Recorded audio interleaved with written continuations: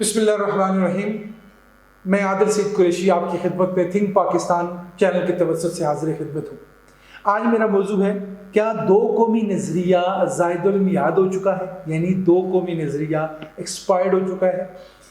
712 میں ہندوستان پر مسلمانوں کی حکومت کا سلسلہ شروع ہوتا ہے۔ قائد اعظم اسی دور میں پہلے ہندو کے مسلمان ہو جانے کے عمل سے دو قومی نظریے کا استدلال کرتے ہیں۔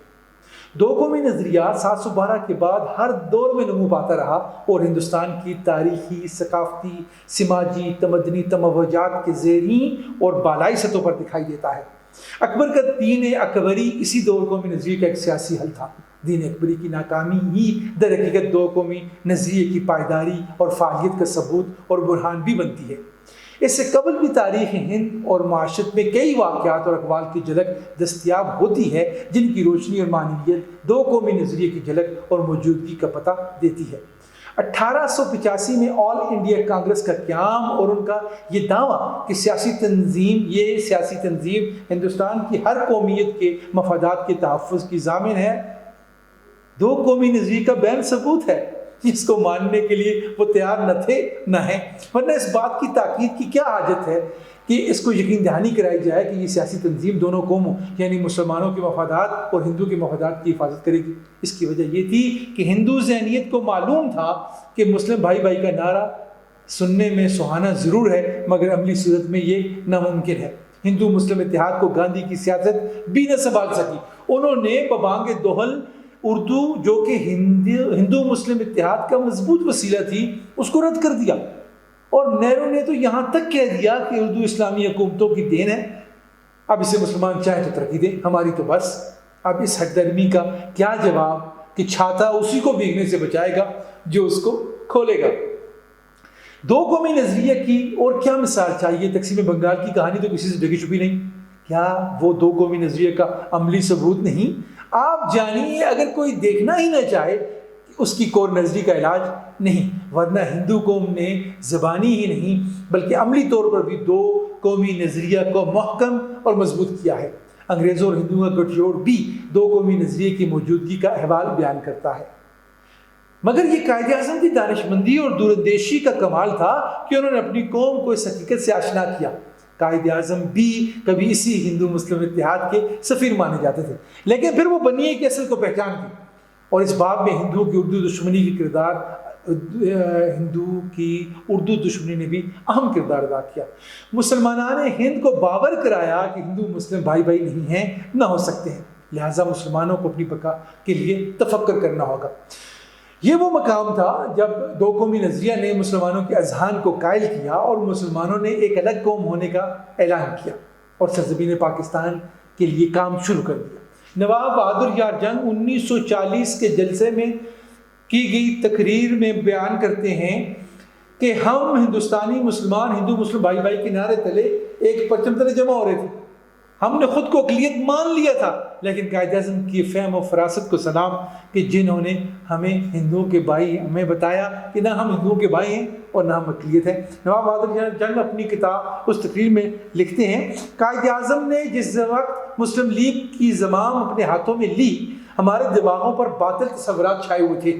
برادران وطن بانداز دوستی ہم ان کو یقین دلا چکے تھے کہ ہم 10 کروڑ کی تعداد میں ہونے کے باوجود ہندوستان میں اقلیت ہے۔ یہ احساس کمتری ہر چھوٹے بڑے مسلمان میں سرایت کر گیا تھا۔ قائد اعظم نے ہم کو بتایا ہم اقلیت نہیں ہیں۔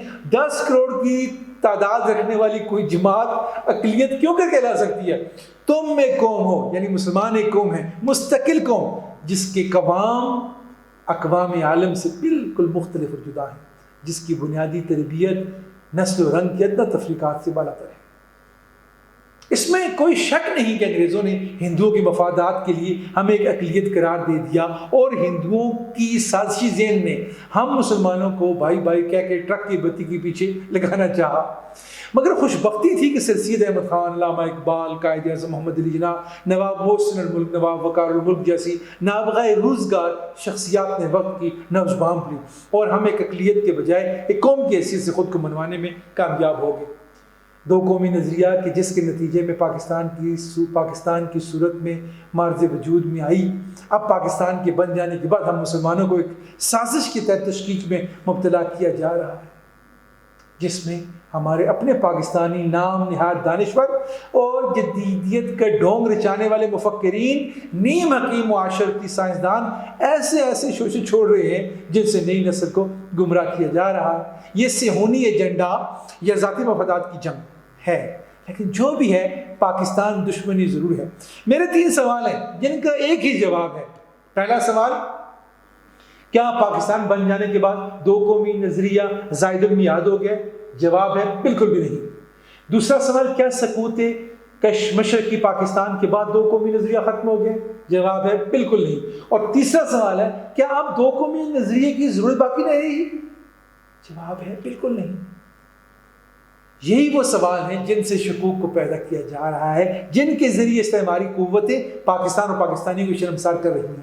نئی نسل کو گمراہ کرنے کے لیے 2 قومی نظریہ کے ساتھ تمسخر کیا جا رہا ہے، اور وجہ یہ ہے کہ پاکستانیت کے نقوش کے ساتھ طنز و مزاح کر کے سنگین الزامات لگا کے پاکستان کی جڑوں کو کھوکھلا کر دیا جائے۔ نعوذ باللہ، اس اسلام کے قلعے کو نابود کیا جائے۔ اس کام کے لیے آسان ترین وسیلہ میڈیا ہماری نئی نسل کو غیر مستند اور بے سر و پا معلومات سے فکری انتشار کا شکار کیا جا رہا ہے۔ نئی سوشل میڈیا کی گمراہ کن پوسٹوں سے شکوک پیدا کیے جا رہے ہیں۔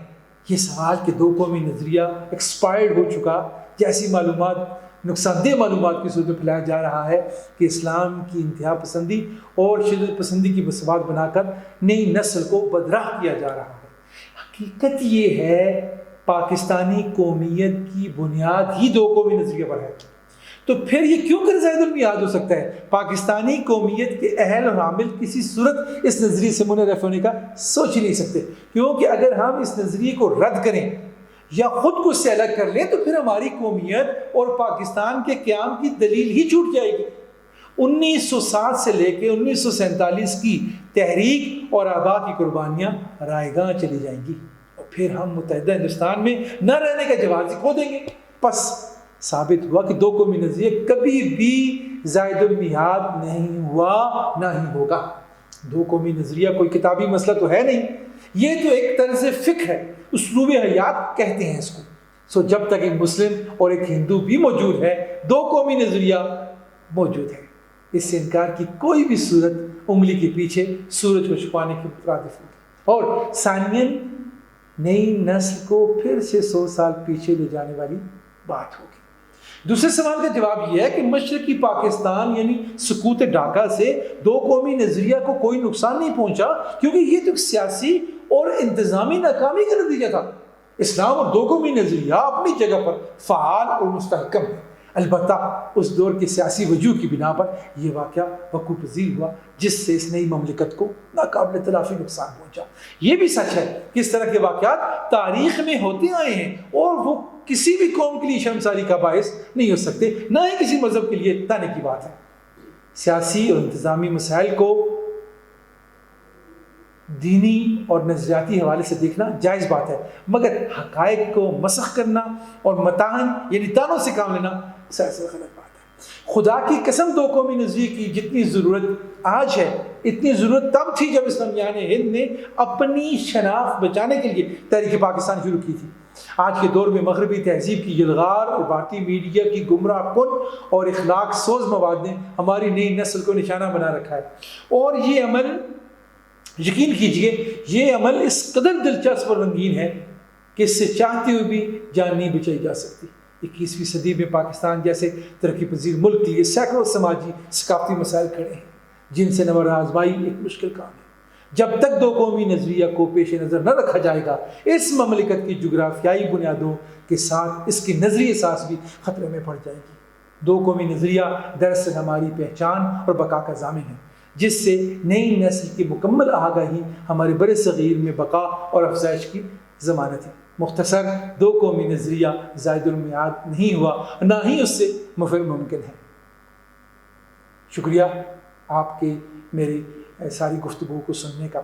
اس حوالے سے کوئی سوال آپ کے ذہن میں اگر پیدا ہوتا ہے تو وہ سوال آپ مجھ سے پوچھ سکتے ہیں۔